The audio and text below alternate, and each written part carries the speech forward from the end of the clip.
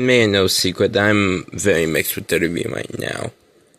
I love it, I hate it, and on occasions, I'm in the middle with it. But what if I told you that there's actually a positive side of WWE? Well, it's actually not really WWE, it's with YouTube. Yeah, I know, shocking, the platform that I'm on. But there's all those content creators out there that somehow put on better stuff than what WWE actually does. So in this video, I'm going to be talking about 10 times that YouTubers came up with better booking decisions than WWE. Number 10. Cashing on a vacant.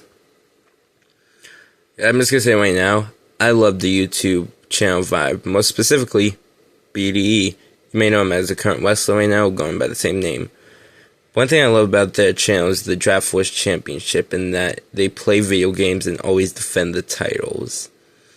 I just love the game. Oh, shoot, hang on a second. Sorry about that. But yeah. And I really like when they introduced Money in the Bank. Although they actually did something pretty genius, most specifically what Brandon did.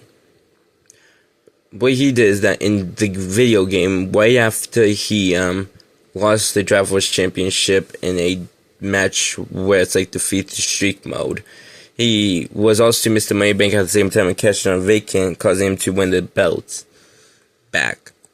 This is so genius that I'm surprised WWE hasn't even thought of doing that. It's like, I really hope it happens like somewhere in the near future. I seriously actually thought that's what they were gonna do with Damian Priest when Seth Rollins got injured, but nope. Number 9. Raw vs. SmackDown vs. NXT. Now don't get this twisted. I absolutely loved the NXT invasion. It was so good that I actually wanted them to try at it again especially with the current roster and how much NXT has evolved. But there were some flaws about it, and I will admit it. First of all, it felt like only Raw and SmackDown were the only ones that were advancing in storylines. The champions didn't even fight in them. We did get triple threat matches for the champs, but it's like, it wasn't like the main event champions that like competed in a match to determine like who's the better champion. And most importantly of all, they didn't have people like Johnny Gargano, Tyler Bate, and Finn freaking Balor in the invasion. Wow. Yeah, it's not perfect. It was still good, but it wasn't like flawless. That's where Phil, or however you pronounce the name, starts with a P. It's Phil or something like that.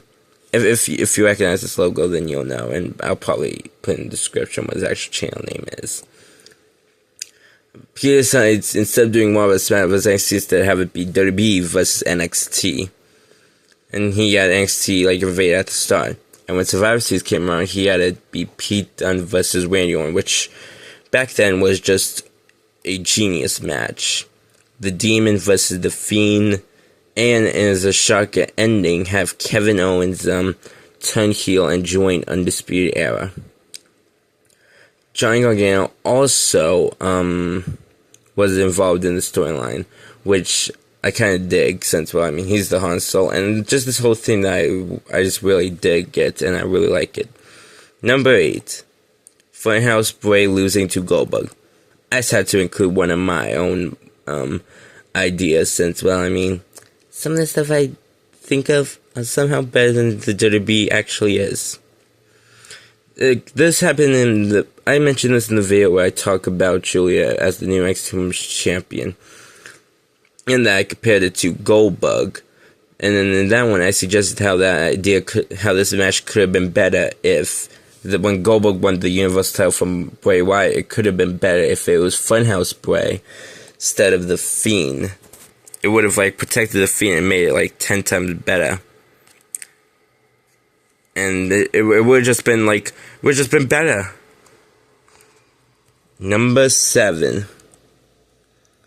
Hang on a second.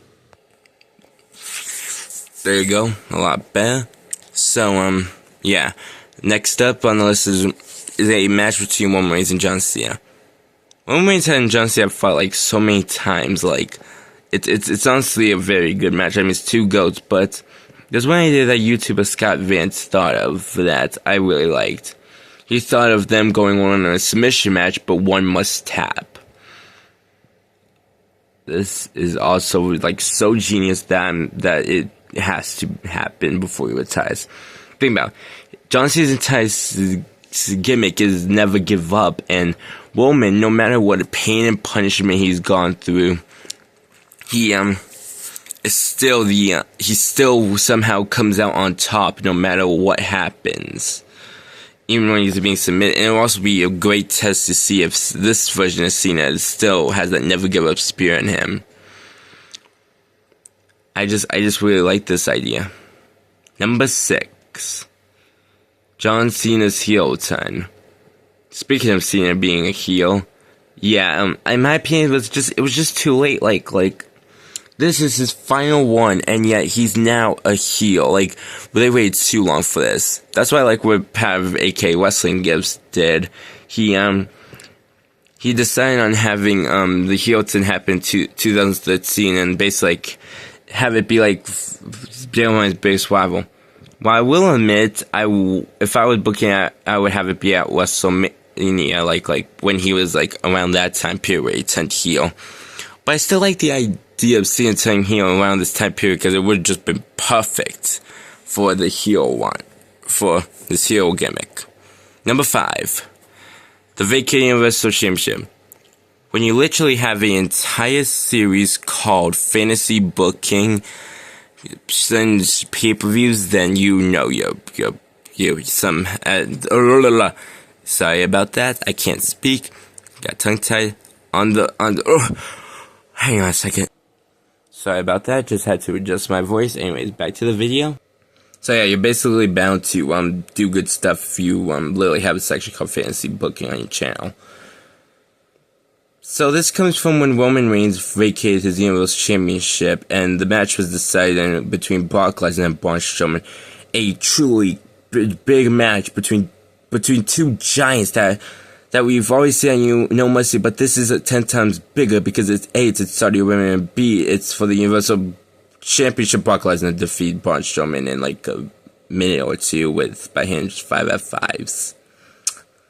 Yep, Brock Lesnar just beat him up and then just got the heck out of there as fast as he could because he didn't want to be in Saudi. Now going to what My Damn Toys did. He had this match end in a double countout, which A, would have been really good. And B, he had the Universal Championship stay vacated. And then he had to be deciding a Elimination Chamber match between like these 6 superstars. Seth Rollins, Finn Balor, Drew McIntyre, I almost said Damian Priest, Dean Ambrose, Dolph Ziggler, and Braun Strowman. And then it all eventually would culminate in the Shield Triple Threat Mania, which just perfect, honestly. It's just beautiful. And I would have wished that WWE would go down this route. Number 4. 5 people entering the Royal Rumble at the same time. And that can be behind the bush. I hate Grimm's Toy Show.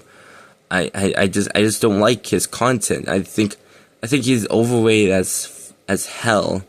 And like he's just a I can't say what I want to say because my content would be taken down.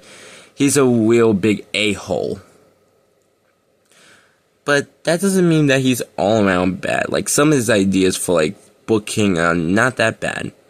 Like, for example, for his events called the Regal Rumble, which is literally just a Royal Rumble, he has 5 people start the Royal Rumble, and then every few entrants, 5 people enter. 5 more people, I meant. I don't know about you, but I kind of like that idea. Especially since if you look at the previous Royal Rumble match cards, like, these are all individual Royal Rumbles, obviously.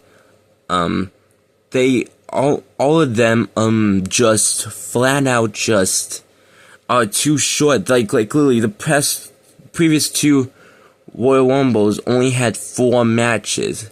If we would have had do the Rumble, then we could have added more superstars and like add more matches. I meant by that. And also, I like the idea that it's a Royal Rumble redo. I don't think that always needs to happen, but just like on just those rare occasions, I wouldn't mind it. But I don't know, I just like the idea of 5 people starting the Rumble and 5 people entering. Number 3. Live streaming live events. This is just my opinion. I think live events are actually underrated. I've actually been to one once before, and it had like Aleister Black versus Andrade.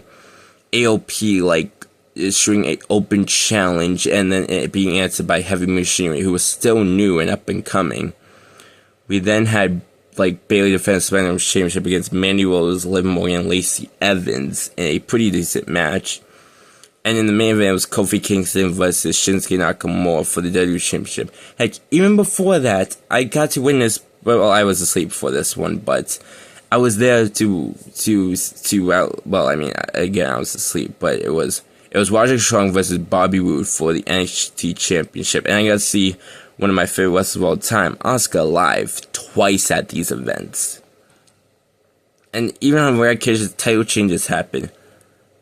Been at these events. But as much as I love these events, I honestly don't like that WWE doesn't treat them as canon. Like, I know it's just showcase. A cheap thing to just showcase superstars, but like I just wish that they would like make them somewhat canon. That's why I like Muff's idea. Now Muff's has several great ideas. Like I've literally I love Muff's and Muff's and his content. But if I had just picked one, it's his idea that he put in the how Grayson Waller should be booked, like how his push should have been booked. And then he would go on. He basically just went on like into a feud with us theory, and then challenged him for the U.S. title, and then had a match at a live event in Australia, and that match was live streamed. I really like this idea. It's only mentioned for like a brief second, but I really like this idea, and it allows more people to witness these live events. Number 2, crazy kickouts. WSC stage creator is the GOAT. Like, he makes awesome content, and just his matches are just amazing, especially when they have shocking kickouts, like 2.999 after like crazy moves. Kind of reminds me of some of my favorite matches in NXT Black and Gold, where they had these crazy kickouts during like the match, and I just really love that. And most notably, it's in his match between Joker Jon Moxley and Cody Rhodes. Like, these two, like, put on just a 5-star banger, and then just went boom, boom. Like Cody Rhodes literally got silent fire, and he still won the match. Now, granted, it's just action figures, but still, it's still awesome. And again, it reminds me of the old NXT matches back then. Honestly, WWE, hire WSC to be the agent of these matches to choreograph them, because I think he would do an amazing job. And number 1, the damn booking. Valkyrie 2K is honestly one of my all-time favorite YouTubers. I really like her content, and honestly, hot take, I think she's better than Triple H's booking. Yeah, that's shocking.